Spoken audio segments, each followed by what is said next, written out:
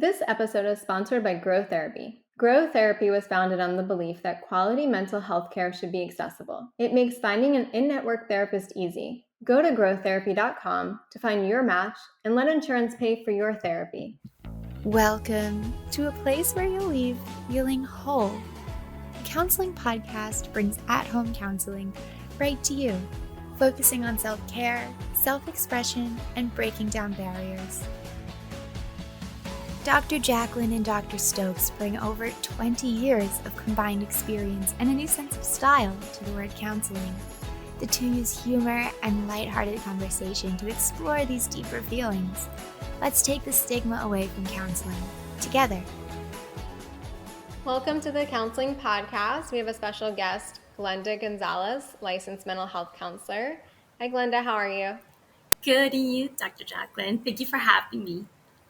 You're welcome. Can you introduce yourself to our listeners and share any websites and social media with them? Absolutely. My name is Glenda Gonzalez. Like you said, I was a licensed mental health counselor in Florida. I've been practicing psychology and therapy for the past 15 years. I have various specialties, varying from trauma focus to dialectic therapy.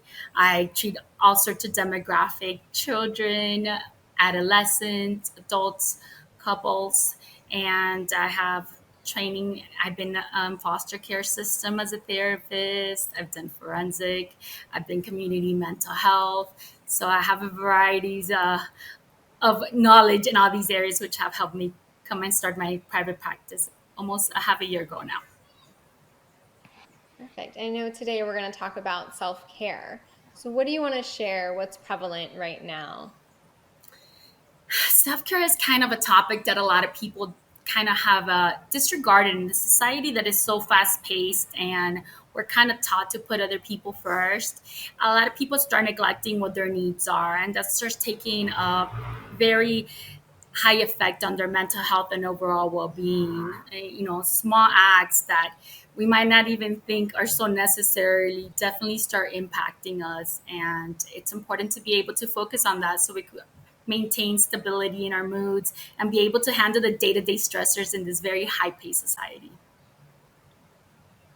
And we were talking earlier, I said now is probably the best time because holidays are coming up and people might be overwhelmed with getting certain things in before the holidays come. Or how do you, or any tips that you can give for people that are like fast-paced and want to kind of maybe slow it down a little bit?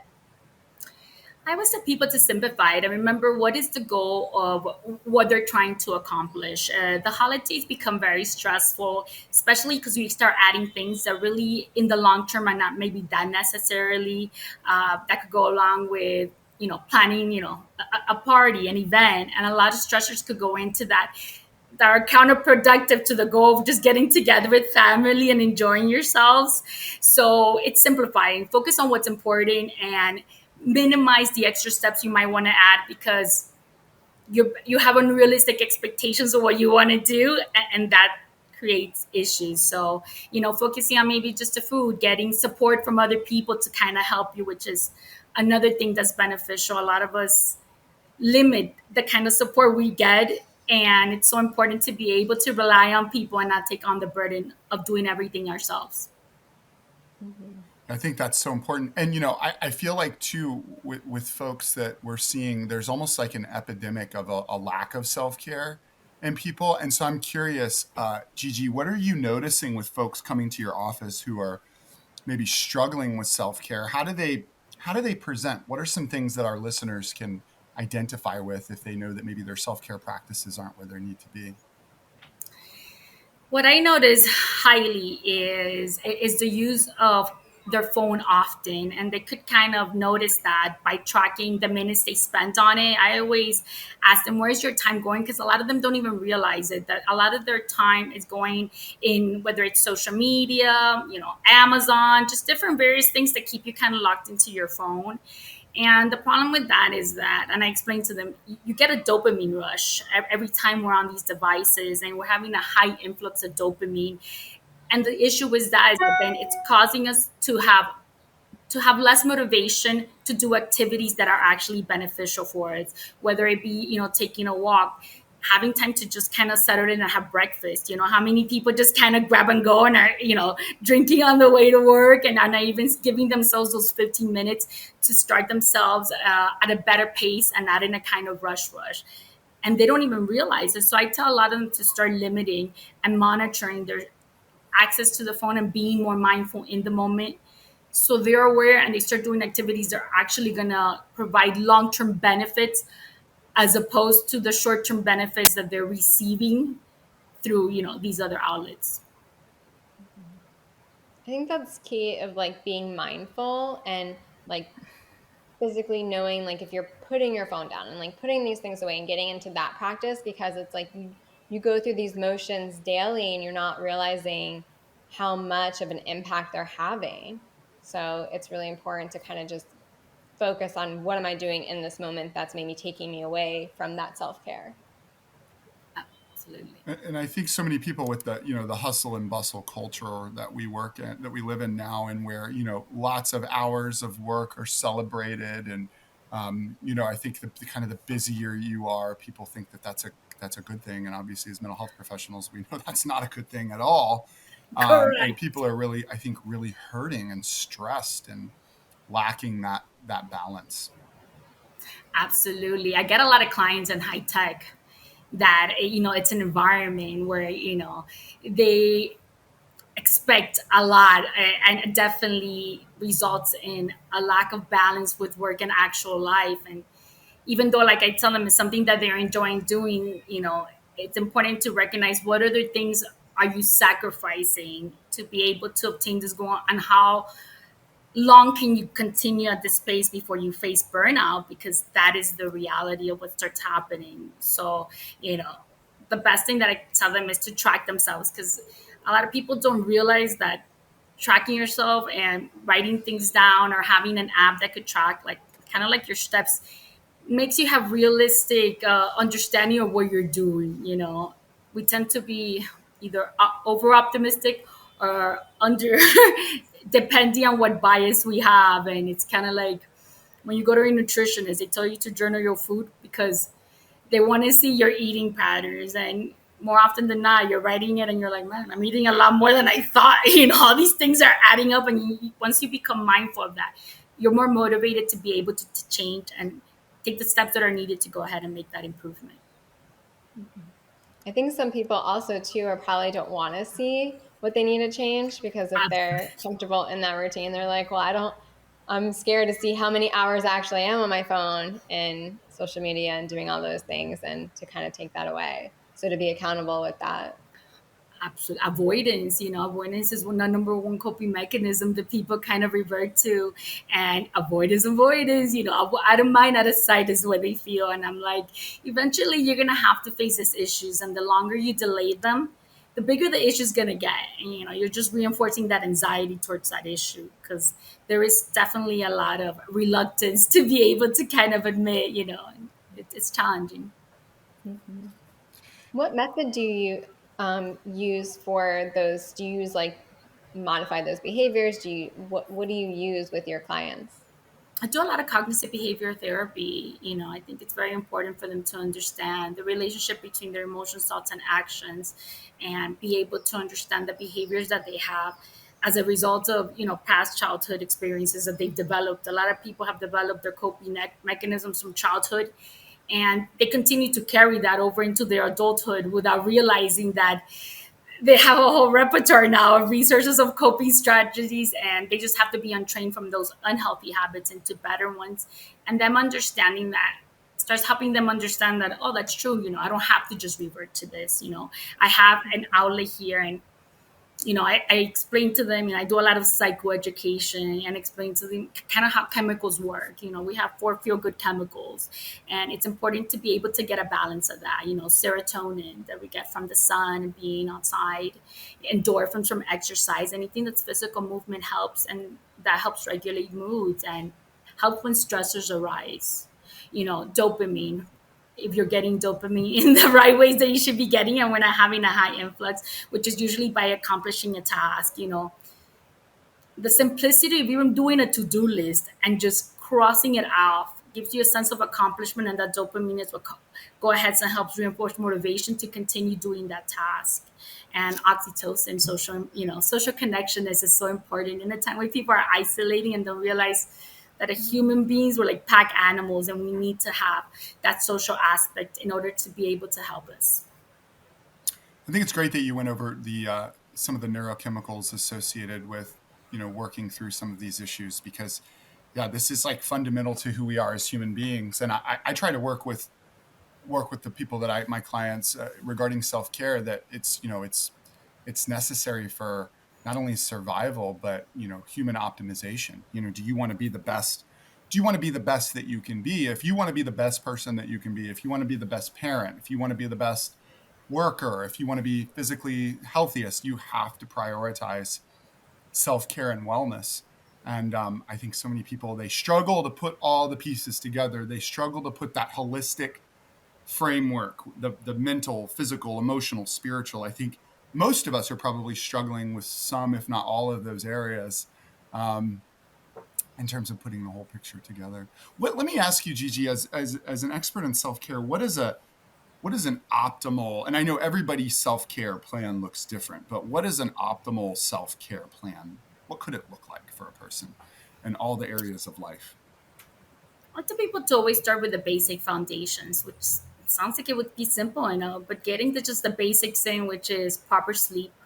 People don't realize how important is sleep, and how that affects us being more resilient. A lot of people are either not sleeping fully through the night and are not getting to REM sleep and proper sleep cycles that help the brain function for memory and retention. And that I always say start with the basics. So I always tell them to proper sleep, at least 8 hours, or gauge between 7.5, depending on the age, just to see what makes you feel good. A proper eating, it's very hard to be able to feel good if we're not properly providing the nutrition our body needs. If we're constantly eating things that are unhealthy, and we're constant get like sugar. Sugar is very addictive, and we create, we start reverting to those habits to feel good. And I see a lot of people, oh my God, they reward themselves with food. And I'm like, it's counterproductive if you're doing these other good self care qualities to then be rewarding yourself with sweets or things that maybe are not as healthy. Um, Physical exercise in the time that a lot of us are doing remote work, man, people think, people underestimate what they can do. Something as simple as a 20-minute walk 3 times a week can make such a difference to start off with, like that. Absolutely. And being able to also have be learning something new. It's so important to be able to for neuroplasticity in the brain, to be able to constantly be challenging yourself and maintain proper cognitive mental health. It's important to stay out of your routine and get out of your comfort zone. I always say staying comfortable was not a good thing. You have to get out of your comfort, and it has to be scary, because you will overcome that, and with that it's going to come a reward. And it's super important to be able to have something to look forward to and to be able to accomplish. Mhm. Yeah, and if they're overwhelmed with what that might look like, they can start and ease into it. If Absolutely. you do 5 minutes here, 5 minutes there, it's really of how you feel. And if you're feeling a little bit better, it's don't compare yourself with what other people are doing, just kind of do what Correct. you If can do. somebody's really depressed, the first thing I just tell them, let's focus on just being able to get up and take a shower. That's just that little act in itself. What's going to motivate. Let's put motivational quotes somewhere to remind you why it's so important to be able to kind of take a shower, and why it's part of self-love, and it's important to value yourself enough to be able to take care of yourself. Because it's interesting what we're willing to do for other people but not ourselves. In times where I have felt down and depressed, um, I've gotten up because my dog is hungry, and I know that she relies on me. And oh my God, I need her to eat, and I need to take her for a walk. But it's interesting that sometimes we don't apply the same to ourselves, because we don't have that. We haven't nurtured that kind of self love. Mhm. Yeah, no, that's so true. Yeah, it's almost like we're not really taught to prioritize that part of ourselves. I think a lot of times, we're conditioned to believe that we're being selfish if we're practicing self-care. But it's not that. Obviously, it's about self-preservation. And Another part I want to ask you about. I see with folks who struggle with self care, they also, what I've come to find in my own clinical practice is they also struggle with saying no. There's a direct correlation where they don't know how to say no and set boundaries and things like that. Do you see that on your end as well? Oh, absolutely. People pleasing behaviors. It's something that again, you're taught not to be selfish, and a lot of people want to give and give because it does make you feel good. But when you're giving it to others at your sacrifice of yourself, then that's when it starts becoming codependent and counterproductive. And it's important to be able to identify why are we having these people pleasing behavior, and why are we not being assertive and putting ourselves first. Because if you don't put yourself up first and nurture yourself, you can't give to others what you don't have. And being in a good place is going to make you overall better for all the people around you, you know, and learning how to be assertive, how to say no, how to understand the different boundaries that we have, physical, financial, time, to be able to understand and be knowledgeable and, learn. Maybe I'm the type of person that I've learned not to give answers until I think about it, because I'm very impulsive. Even when I'm happy, I'll be like, yeah, for sure, I'm down for anything. And then I'm like, why did I do that? I have so many things to do. And so I've learned within myself, don't ever agree to anything until you properly assess it, if it's something that you can do, and don't overly commit. Mhm. Yeah, I think people don't realize that saying no isn't being mean. It's, you're just kind of putting that boundary up, and people need to respect that, maybe I just can't do this today, but I would love to do that with you. And, today is my day to kind of do something, and then I'll let you know when we can do that. I describe to clients that boundaries are like the walls in a house, and they keep you safe. And if you don't have walls, people are going to come in and steal from you. It's your responsibility to reinforce these walls. And these walls need to have doors and windows also, because they need to be flexible to let also people in, and not just let all people out. So I describe it to them to understand why it's important to be able to set those boundaries for themselves. Yeah. And I always tell my clients too, I think it's important that their session of therapy is like their form of self care, right? Like that's like 1 hour for yourself to come and to kind of just, let everything out, and let's just kind of use this time to do that decompress. And, that's their self care part of it during their day. One of the best forms of self-care, ability to be able to vent to someone that's not biased, and be able to kind of give you guidance through, be able to identify, finding support in that is crucial.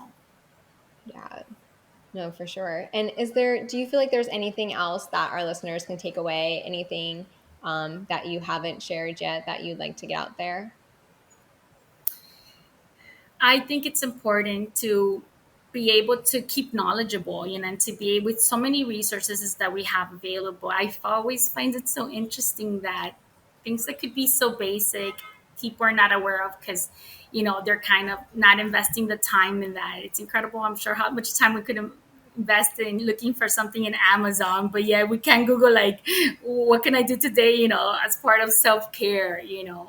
So I would encourage people to utilize those resources that are out there, to see, maybe pick up on a book, or, if you're struggling with something, there's a lot of resources that, especially for people that maybe can't afford therapy or don't have insurance, there's a lot of different outlets out there that could definitely help you get a start on basic, foundations that could definitely set you up for more success dealing with situations you're in.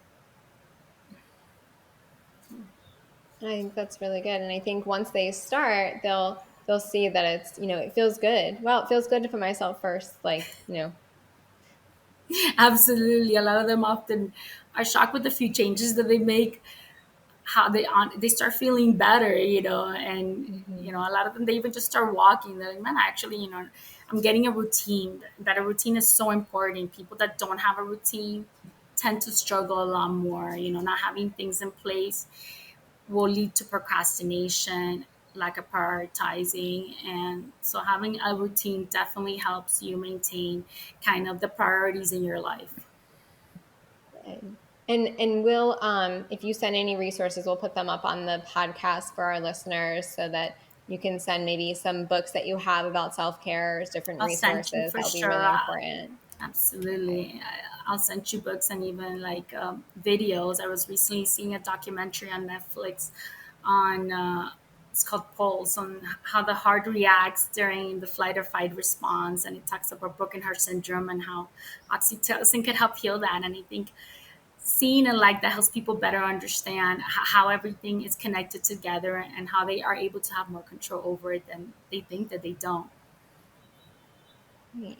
Great. Thank you so much for being here and giving that important information to our listeners. We really appreciate it. Oh, Thank you thank you, so Dr. much. Jackie, and thank you, Dr. Jeremiah, for having me on. I really appreciate it. You're welcome. All right. We will see everyone next time. Thank you for joining us. Bye. Thank you so much for joining us here today on the Counseling Podcast with Dr. Jaclyn and Dr. Stokes. Please take this time to thank yourself for putting in the work. If this episode impacted you in any way, let us know with a loving and honest review. If you have any questions or want to continue the conversation from today, you can reach out to us at thecounselingpodcast@gmail.com, and we can answer your questions right here on the show. Or you can find Dr. Jaclyn and Dr. Stokes on Instagram at DocJaclyn and at Dr.Jeremiah.Stokes.